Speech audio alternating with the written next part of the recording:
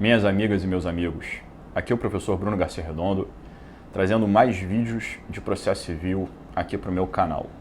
Falando em canal, quem ainda não se inscreveu, por favor, clica aqui embaixo em se inscrever, clique em curtir no vídeo, continua apoiando aqui essa série de vídeos de processo civil que eu tenho trazido aqui com regularidade e com frequência. Vamos no vídeo de hoje prosseguir com o estudo de recurso especial extraordinário. E a partir daqui nós vamos falar de cabimento geral e cabimentos específicos de recurso especial e recurso extraordinário. Então, visto lá teoria geral do recurso, a função do recurso no vídeo anterior, nós vimos a questão de órgão de interposição, órgão de julgamento, prazo, efeito expensivo, efeito devolutivo, etc. Vamos agora falar de mais cabimentos gerais, comuns, tanto ao especial e extraordinário, quanto cabimentos específicos de cada um desses recursos. Primeiro grande cabimento geral, exigência de cabimento para recurso especial e extraordinário, é o chamado pré-questionamento. Pré-questionamento é considerado um requisito constitucional de admissibilidade. Onde que a Constituição exige pré-questionamento para especial e extraordinário e o que ele significa? Vamos lá, artigo 102.3 e o 105.3 da Constituição, os dois falam assim. 102.3 para recurso extraordinário.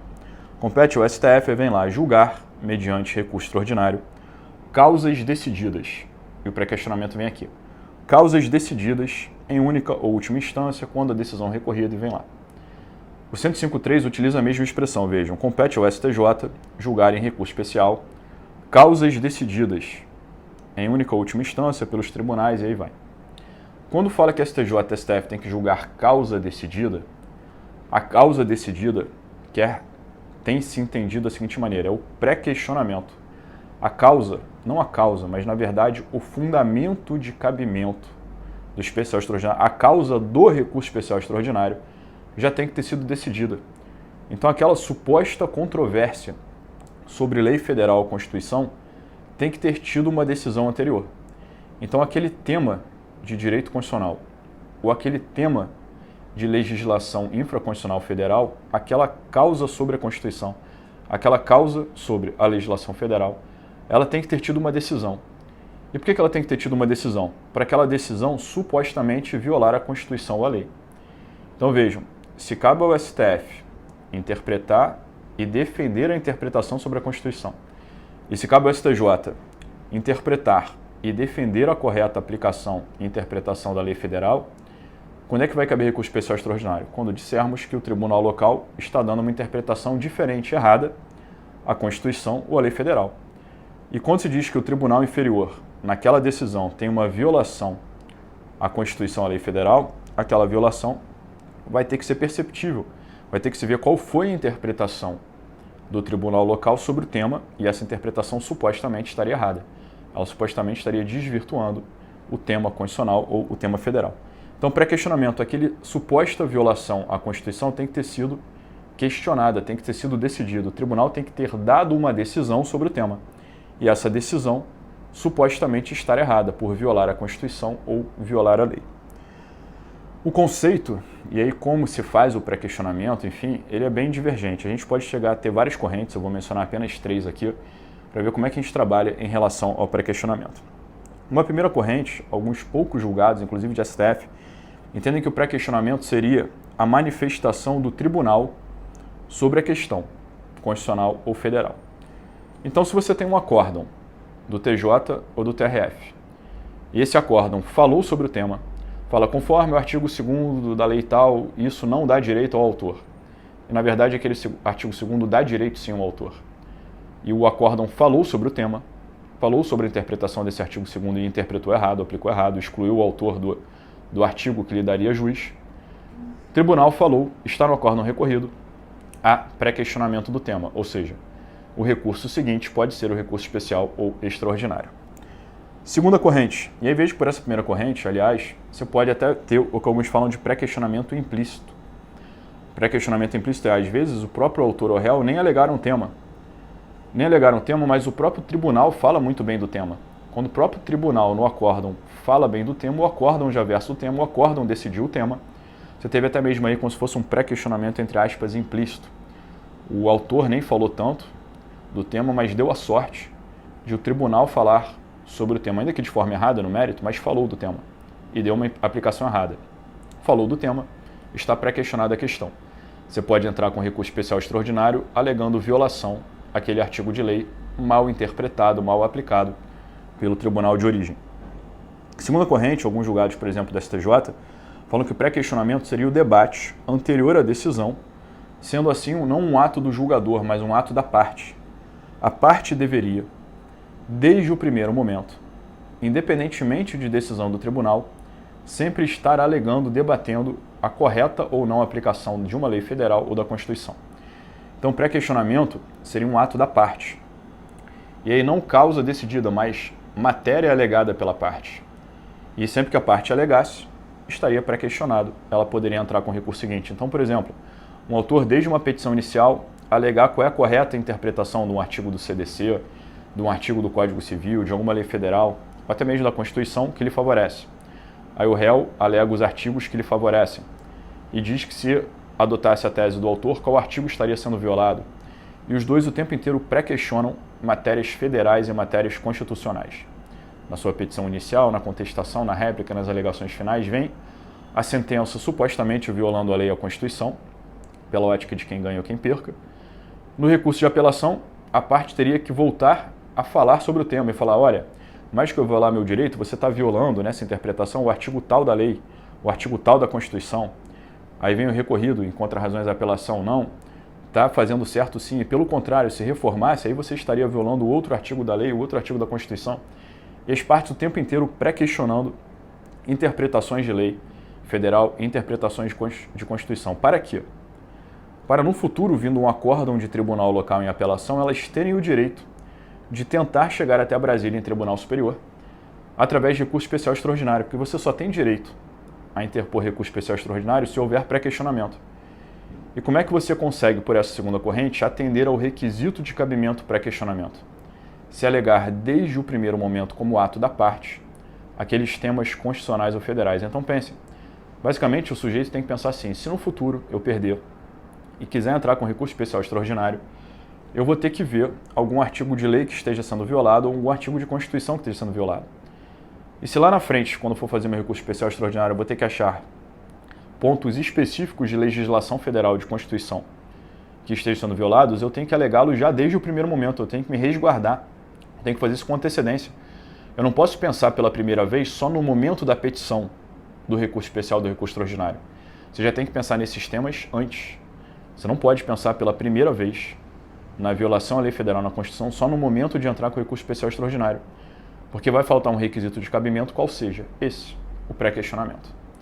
Existe uma terceira corrente, e até, digamos assim, majoritária no STF, que conjuga e mescla os dois. Pré-questionamento sendo tanto um ato do julgador, do tribunal, que faz o acórdão, quanto um ato da parte. A exigência de pré-questionamento é ainda mais forte. Ou seja, o requisito de admissibilidade é mais árduo, é mais rigoroso. Tanto a parte tem que alegar, tanto o autor quanto o réu, quem vier a ser o recorrente no futuro, quem vier a entrar com especial extraordinário, já tem que ir alegando desde o primeiro momento em todas as petições a suposta ou não violação à lei federal, à Constituição, o adversário idem, e além disso, além deles alegarem, eles têm que conseguir que o tribunal analise a matéria expressamente. Então o autor alega na petição inicial quais são os artigos que lhe amparam, o réu alega na contestação os artigos que lhe amparam de lei e Constituição, aí vem uma sentença, a sentença favorece algum dos dois, ou de sucumbência recíproca desagrada a ambos. Aí na apelação, além de dizer os artigos que lhe amparam, ele já tem que dizer que artigos, na visão da sentença, se a sentença fosse mantida, que artigos da Constituição da lei a decisão está violando. Então fala, olha, se for mantida a sentença assim, está sendo violado, está sendo fulminado o artigo tal de uma lei federal, um artigo X da Constituição. Então dizem que se a sentença for mantida na apelação, se a apelação for improvida, que violação à legislação federal, à Constituição estaria sendo feita. As partes alegam na petição de apelação e contra-razões.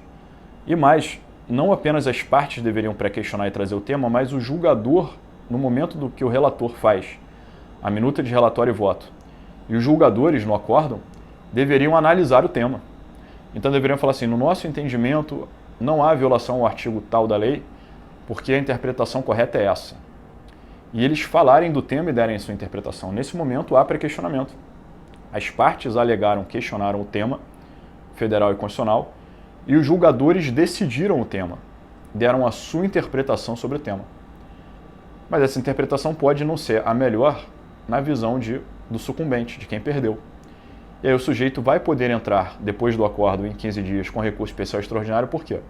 Porque houve pré-questionamento. Tanto eles alegaram em todas as suas petições, quanto no acórdão o tema foi mencionado expressamente e deram a interpretação do tema, que na visão do recorrente não é a melhor. É uma interpretação contra a legem, por exemplo, uma interpretação que não pega uma nuance ali. Ok, então estou falando que é a alegação da parte mais decisão expressa do julgador.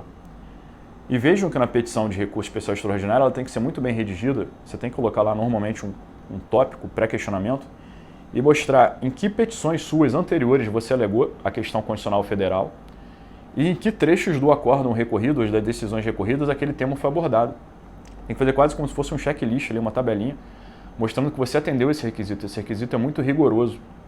Grande parte de inadmissões e inadmissibilidade de recurso especial extraordinário são por ausência de pré-questionamento. Então tem que ser muito bem demonstrado como se pré-questionou, onde se pré-questionou, em que folha da petição, em que folha do processo, onde o tema está abordado pela parte e pelo Poder Judiciário, para atender esse requisito pré-questionamento.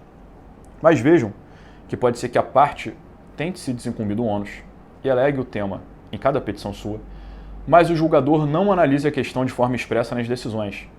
A sentença fique omissa sobre o tema. O que deve fazer? A parte entrar antes da apelação com embargo de declaração por omissão. A parte fez a sua parte, ela fez o que lhe cabia, entrou com embargo de declaração, mas o juiz permanece omisso. O que o sujeito faz? Entra com a apelação, reiterando a tese da violação à lei ou a violação à Constituição. E vem lá, marca a sessão de julgamento da apelação e os julgadores continuam sendo omissos sobre o tema. Não falam se a lei está sendo violada ou não, não falam a correta aplicação do artigo e ignoram lá o tema. A parte fez o que lhe cabia, realegou o tema em apelação. Mas vem o acórdão e o acórdão é omisso sobre o tema. O sujeito poderia entrar direto com recurso especial extraordinário depois do acórdão da apelação? A resposta é não. É essencial entrar com embargos de declaração por omissão para tentar com que o julgador se manifeste expressamente sobre o tema. Então o sujeito perde no mérito, a apelação é improvida, o recorrente tem que entrar com embargos de declaração antes do recurso especial extraordinário para forçar uma manifestação sobre o tema se o acórdão for omisso. Então fale, olha, na minha folha tal, eu falei que essa decisão, se mantida, estaria violando o artigo X da lei, a interpretação doutrinária jurisprudencial sobre esse artigo X é essa interpretação me dá o direito, e Vossas Excelências estão omissos sobre o tema. Por favor, analisem por que a manutenção dessa decisão não viola o artigo tal da lei ou o artigo tal da Constituição. Entra-se com embargos de declaração específicos sobre o tema da ilegalidade e inconstitucionalidade, mas vejam que o sujeito já vinha alegando desde o primeiro momento possível. Você não pode pensar pela primeira vez no tema da ilegalidade e inconstitucionalidade nesses embargos de declaração na véspera do especial extraordinário. Se a tese ilegalidade ou inconstitucionalidade já poderia ter sido analisada antes, invocada antes, era ônus do recorrente ter alegado desde o primeiro momento possível anterior.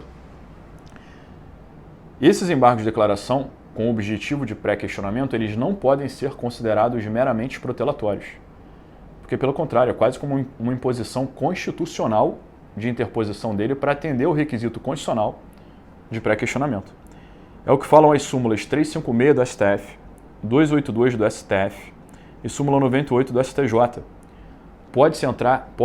Deve-se entrar com esses embargos de declaração por omissão, e esses embargos não podem ser rejeitados com aplicação de multa por embargos manifestamente protelatórios. Mas pode ser que o tribunal permaneça omisso, negue provimento aos embargos de declaração sem aplicar a multa de embargos protelatórios, mas negue provimento dizendo que não vê nenhuma omissão, obscuridade, contradição. Então você entrou, recorrente, com os embargos de declaração, negou-se provimento no mérito. Você tentou fazer a sua parte e o tribunal continuou omisso sobre o tema, entendendo que não estava omisso.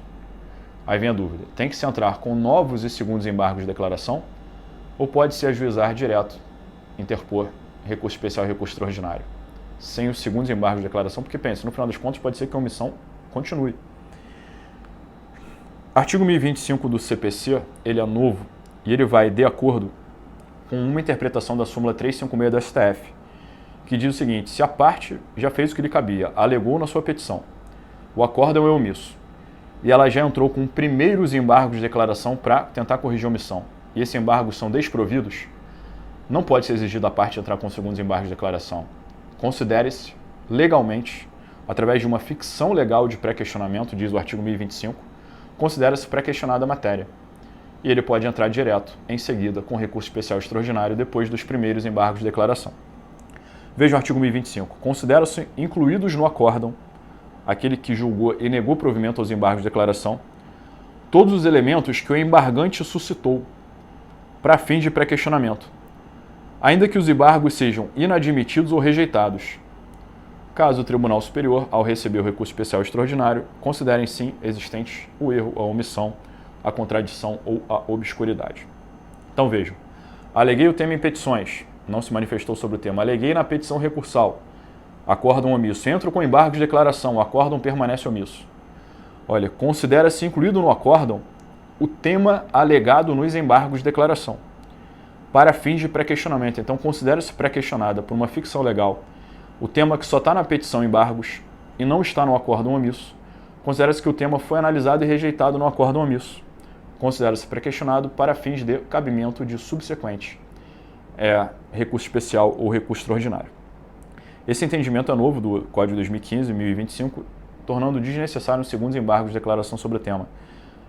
Isso muda um pouco o que o STJ exigia na súmula 211 dele, que falava que não cabia recurso especial quanto à questão que, apesar de embargos de declaração, não tivesse sido apreciada pelo Tribunal ACO. A súmula 211 do STJ, que não prevalece mais à luz do artigo 1025 do CPC 2015, essa súmula 211 do STJ é anterior ao Código, ela falava que, apesar de você entrar com embargo e se o tribunal permanece omisso, pré-questionado não está. E aí vinha o desespero dos recorrentes de entrar com o segundo embargo de declaração, permanecer omisso, entrava com o terceiro, aí começava a correr o risco de ganhar multa por embargos protelatórios, aí tinha que entrar com recurso especial não mais sobre o mérito da ilegalidade anterior, suposta ilegalidade ou inconstitucionalidade, você agora tinha que alegar a violação, mosquitinho voando aqui, você tinha que alegar a violação ao próprio artigo dos embargos de declaração. Aí o STJ exigia um segundo fundamento de cabimento. Além da original violação à lei ou à Constituição, você tinha que alegar a violação ao artigo dos embargos de declaração. Porque o acórdão, ao permanecer erradamente omisso, agora estava violando outro artigo de lei. Qual? O artigo dos embargos de declaração, que ele julgou errado. Aí o STJ ia dar provimento para anular o acórdão, para baixar o processo, para o tribunal não ser mais omisso sobre o tema, para falar expressamente sobre a questão, para ir falando sobre a questão, ter um posterior e segundo recurso especial. Gastava-se muito tempo com isso. O artigo 1025 vem e diz: pré-questionamento, a princípio, um ato da parte. E também do julgador, que ele se manifeste sobre o tema. Você provoca o julgador a se manifestar especificamente com os embargos de declaração. O julgador ficou omisso, considera-se incluído no acórdão o tema alegado nos embargos e entra-se direto com recurso especial extraordinário sobre a suposta ilegalidade ou inconstitucionalidade. Ainda sobre pré-questionamento, existe uma questão interessante sobre pré-questionamento por terceiro. Lembrem que terceiros podem entrar com recursos terceiros. E um dos recursos que terceiros podem entrar é com recurso especial extraordinário. Existe ou não pré-questionamento pelo terceiro? A doutrina majoritária exige pré-questionamento pelo terceiro, porque é um requisito constitucional de cabimento, causa decidida. Então o terceiro, ainda que ele seja terceiro e não pudesse ter peticionado antes, esse terceiro vai ter que dar a sorte de o tema ter sido alegado pelas partes originárias, ter sido pré-questionado pelas partes originárias, e ou que o tema, ilegalidade e inconstitucionalidade, tenha sido analisado expressamente na decisão. Se o tema for analisado expressamente na decisão, pré-questionado está. O terceiro pode entrar só com o recurso especial extraordinário. O tema não foi analisado no acórdão recorrido, o terceiro tem que ter dado a sorte de o tema ter sido pré-questionado pelas partes originárias. O terceiro tem que entrar com embargo de declaração de terceiro, alegando o tema que o julgador foi omisso em relação à petição das partes originárias. E aí, uma vez interpós embargo de declaração, mantendo-se a omissão, utilizar o artigo 1025 e o terceiro poder entrar com embargo de terceiro. Alguns autores, tipo o professor Barbosa Moreira, entendiam que não se aplicava o requisito do pré-questionamento para terceiro, porque o terceiro não era parte. então ele não poderia questionar antes, mas esse entendimento hoje em dia ele é minoritário em doutrina e na jurisprudência porque, seja terceiro ou não, o terceiro se submete aos mesmos requisitos de admissibilidade das partes. E pré-questionamento é exigido para as partes e é exigido pela Constituição, lá no inciso 3 dos artigos 102 e 105. E em relação ao voto vencido, lembrem, o relator faz um relatório e uma minuta de voto, mas pode ser que algum dos vogais puxe um voto divergente, por exemplo, o primeiro vogal, e o segundo vogal acompanha o voto divergente, então o voto do relator se transforma em voto vencido, ou pode ser que o relator seja acompanhado por um primeiro vogal e o segundo vogal faça um voto divergente vencido. Voto vencido, artigo 941, parágrafo 3º. O voto vencido deve ser necessariamente declarado, ou seja, o voto vencido tem que vir escrito, e é considerado parte integrante do acórdão para todos os fins legais, inclusive de pré-questionamento. Então pensem se os dois votos vencedores não analisam a questão da suposta violação ao artigo 2º e dão a interpretação deles pela ótica do recorrente violando o artigo 2º de uma lei. E o voto vencido, ele é vencido exatamente porque ele viu isso e dá a correta aplicação do artigo 2º da lei federal lá, como exemplo. Pensem, a suposta interpretação do artigo 2º, o tema está destacado só no voto vencido. Os outros dois votos vencedores, o voto vencedor acompanhado, ele é omisso sobre o tema. Mas o tema é analisado no voto vencido fala, olha, eu estou vencido porque essa interpretação de vocês viola o artigo tal da lei. E o desembargador vencido fala isso. A dúvida poderia ser, será que há pré-questionamento? Quando só um dos três invoca a questão? A resposta é sim. Foi analisado no julgamento. O voto vencido é parte integrante do acórdão e do julgamento, então o tema está pré-questionado. O tema foi analisado apenas que ainda por alguns. Então, pré-questionado está. Desse acórdão, conjugação de voto vencedor mais voto vencido, o tema está pré-questionado. O insatisfeito pode tranquilamente protocolar recurso especial extraordinário, porque esse requisito de admissibilidade e pré-questionamento vai estar atendido, porque o tema, ainda que não esteja no voto principal, está no voto vencido. Estando no voto vencido, sequer existe embargo de declaração. Pré-questionamento já existe, artigo 941, parágrafo 3º. E já havendo pré-questionamento, já entra-se direto com recurso especial e extraordinário. Esse 941, parágrafo 3º, ele é um entendimento do novo CPC, que é contrário a uma súmula anterior ao Código de 2015, súmula 320 do STJ, que falava assim, olha, a questão federal ventilada somente no voto vencido não atende o requisito do pré-questionamento. Então a súmula 320 do STJ está claramente superada por um novo dispositivo legal, 941, parágrafo 3º, que fala que a questão federal ou constitucional, que consta apenas do voto vencido, ela integra o acórdão e considera-se pré-questionado o tema, abrindo-se a competência do Tribunal Superior, podendo-se interpor diretamente recurso especial e extraordinário. Pessoal, para não ficar muito longo esse vídeo de pré-questionamento, vejam que eu acabei falando de apenas um dos requisitos comuns de cabimento, especial, extraordinário, pré-questionamento. É muito importante, muito polêmico, tem que ser muito bem trabalhado. Por isso eu vou fracionar o vídeo aqui para no seguinte a gente falar dos demais requisitos comuns de cabimento e requisitos específicos para recurso especial extraordinário. Continuem comigo, não fujam, até daqui a pouquinho no próximo vídeo.